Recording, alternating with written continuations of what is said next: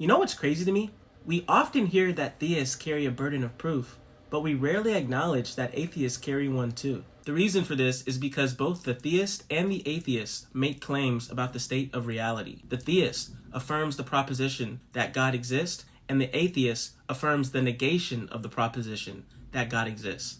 They affirm the proposition that God does not exist. And since it is the case that both the atheist and the theist are making claims about the state of reality, they both must offer justification for why it is the case that what they believe is true. Now, I know some people might say you can't prove a negative, which is self-refuting, because if you're correct, it would require that you've just proved a negative. Additionally, it's the case that you can prove negatives, and there's a whole lot of logic dedicated to it, which is called the law of non-contradiction, which states that you can't have P and not P. You can't have something and not something. For instance, take the proposition, married bachelors do not exist. Now, given that we know that a bachelor means to be an unmarried man, we know that you can't both be an unmarried man and a married man. Thus, we've proved a negative. Further, it's the case that any universal generalization you make can be said as a negative.